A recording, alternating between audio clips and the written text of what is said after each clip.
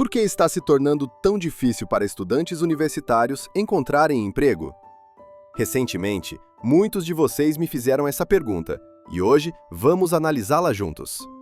Antes de tudo, quero dizer que por trás dessa situação existem 3 verdades duras. Então, quais são essas 3 verdades?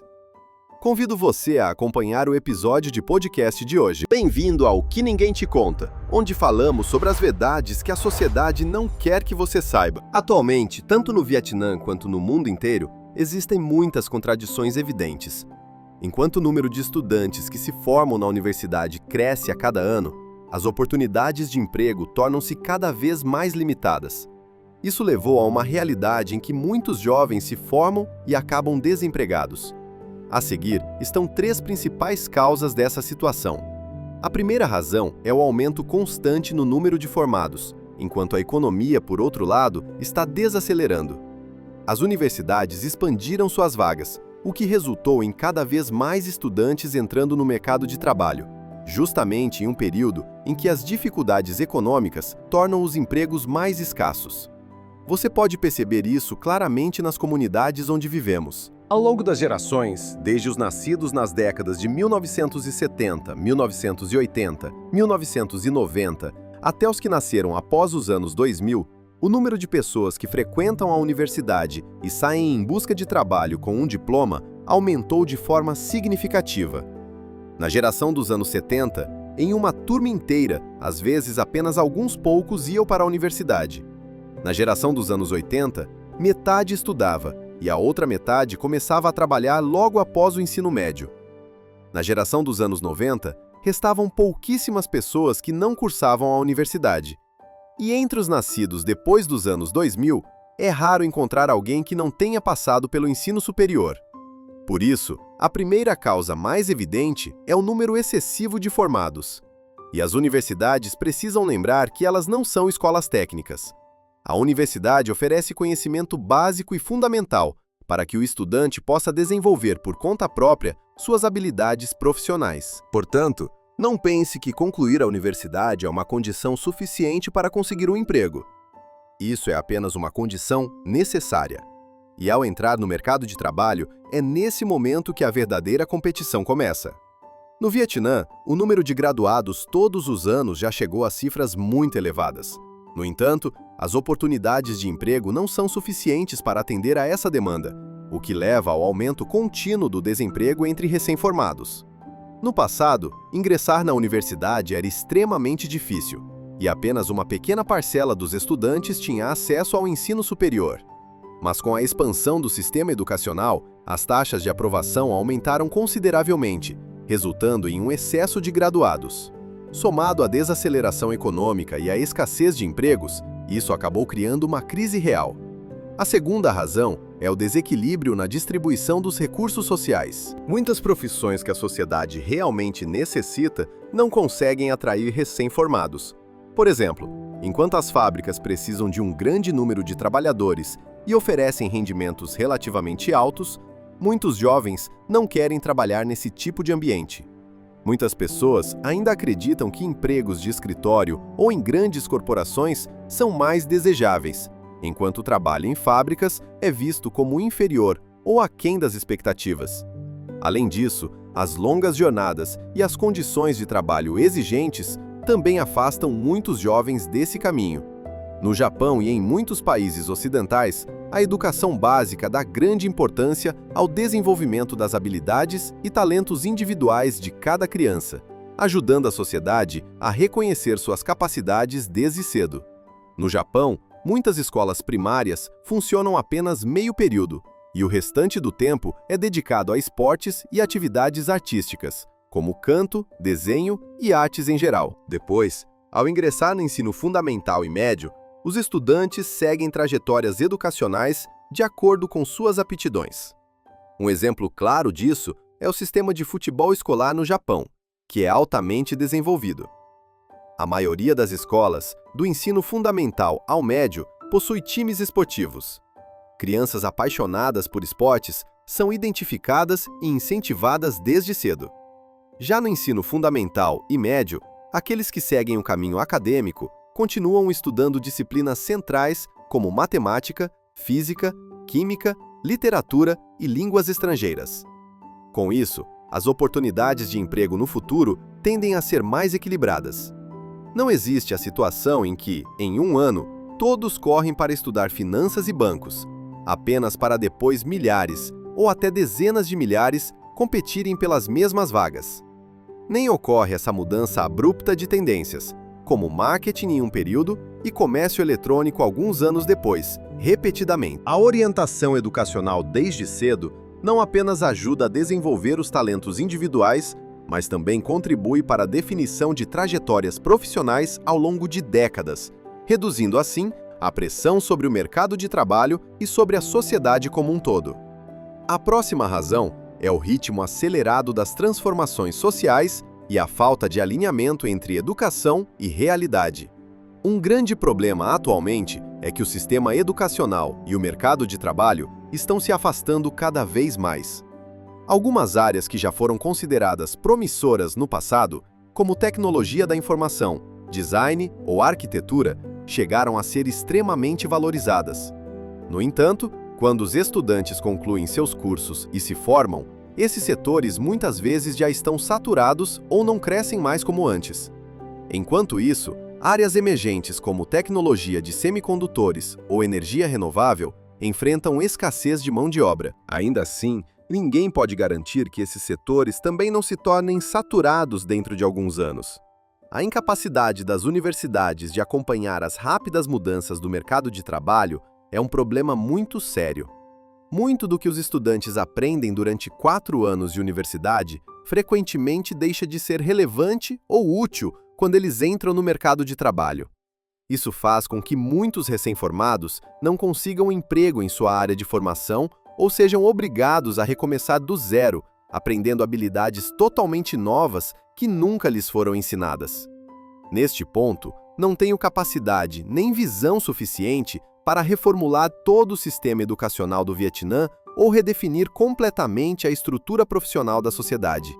Essa é uma responsabilidade dos formuladores de políticas em nível macro.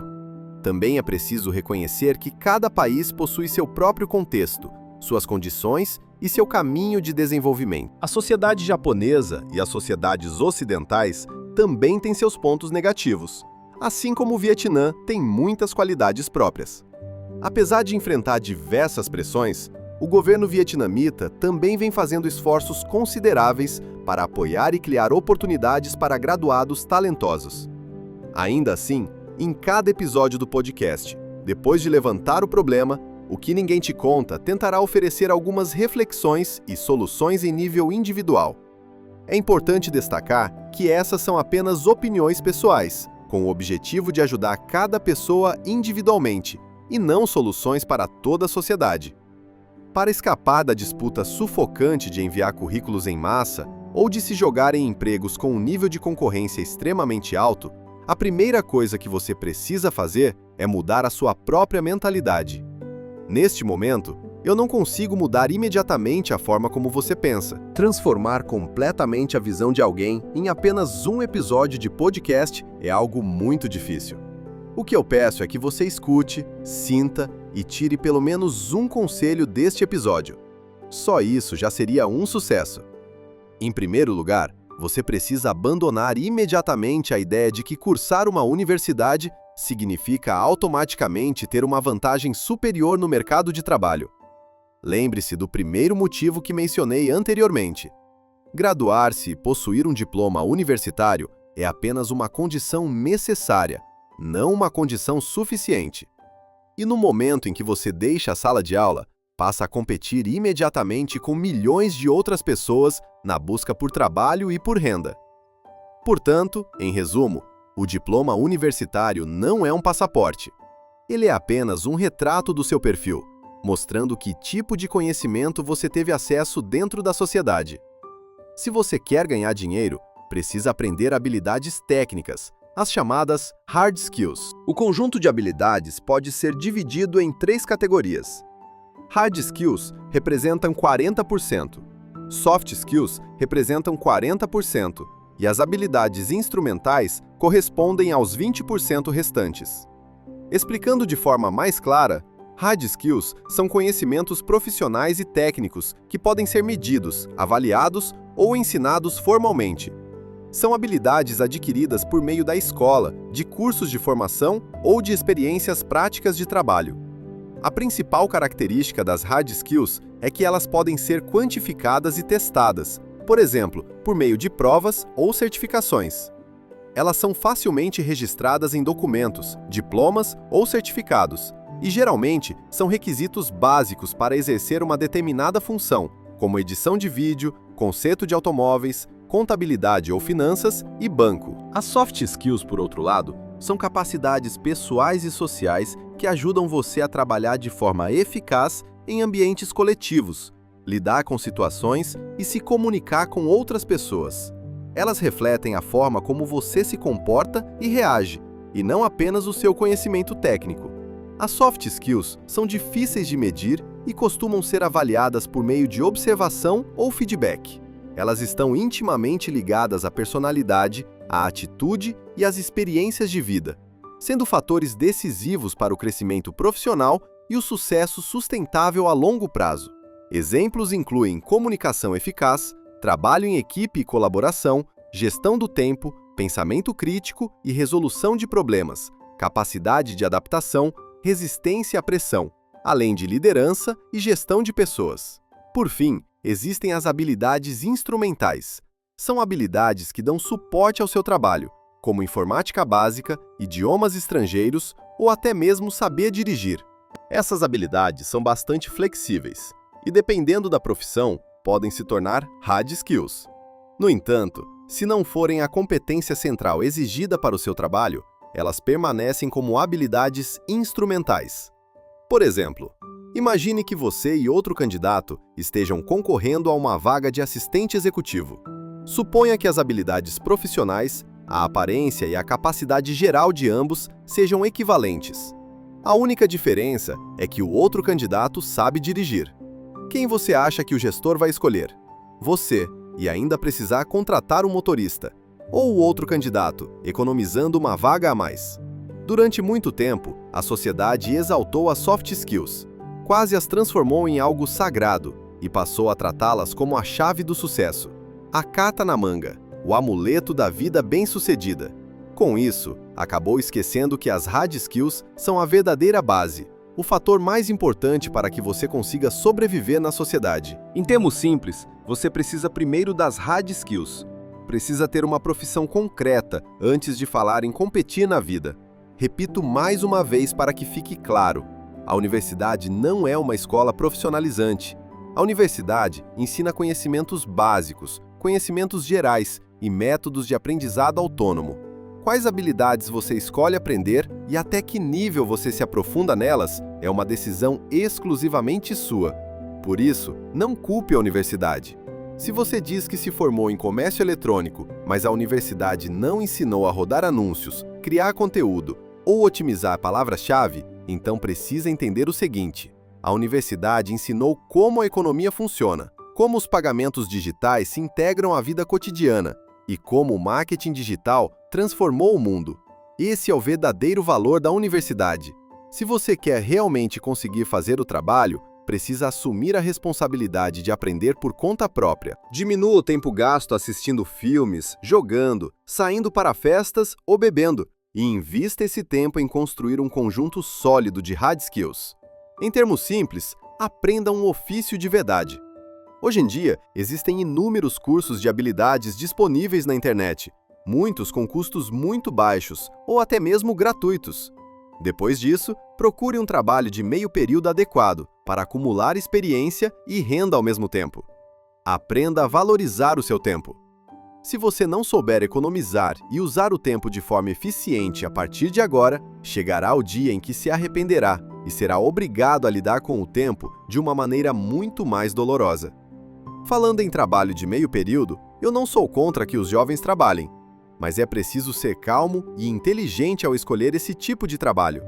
A própria expressão meio período já deixa claro o seu papel. Se você não estiver sob uma pressão financeira extrema, a ponto de não ter nenhuma outra opção, pare, reflita e escolha um trabalho que realmente sirva aos seus objetivos e ao seu caminho profissional no futuro.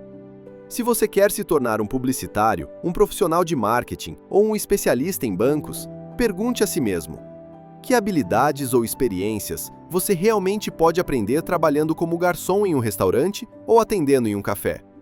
Por outro lado, se no futuro você pretende abrir uma loja, um negócio de bebidas ou seguir uma carreira no setor de alimentos e bebidas, eu não me oponho a isso. Pelo contrário, até incentivo que você explore esse caminho desde cedo. A partir das tarefas mais básicas, você pode aprender como um restaurante funciona, como as bebidas são preparadas e como os proprietários gerenciam receitas, despesas e finanças.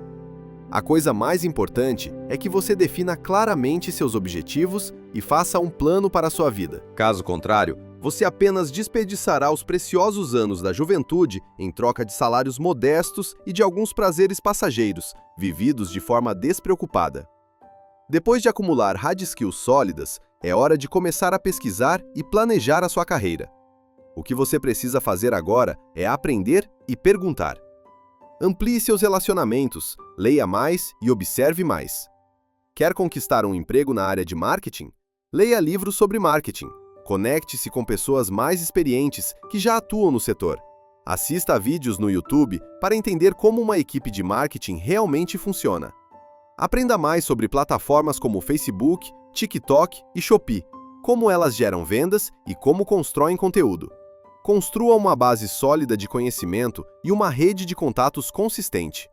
Nesta sociedade, se você não tem relacionamentos, é muito difícil sobreviver.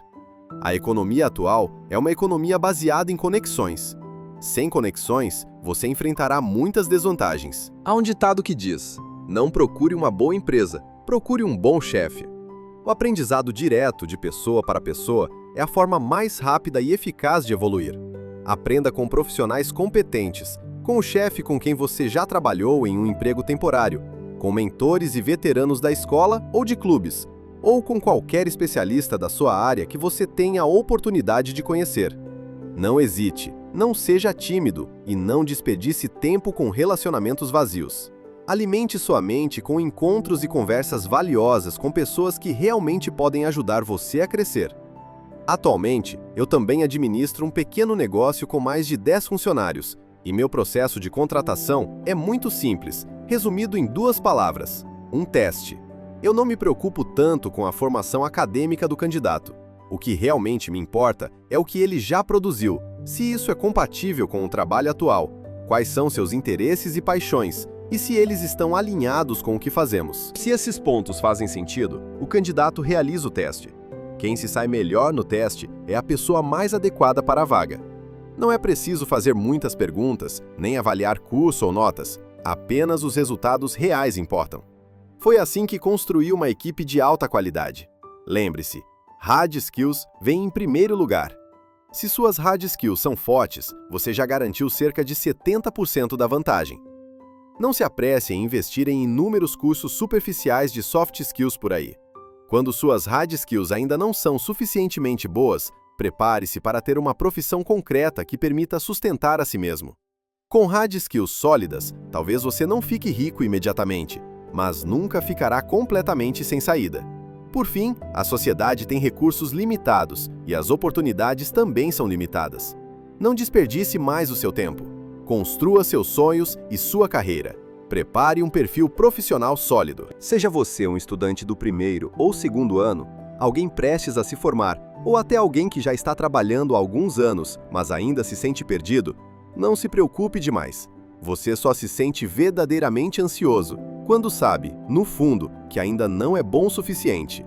E lembre-se, você é o recrutador mais rigoroso e justo da sua própria vida. Não tenha medo, seja forte, seja proativo. Obrigado por ouvir o episódio de podcast de hoje. Se este conteúdo trouxe valor para você, não hesite em deixar uma curtida, compartilhar e se inscrever no canal. No futuro, haverá muitos outros episódios que podem ajudar você na sua jornada de desenvolvimento pessoal. E agora, adeus! Até a próxima!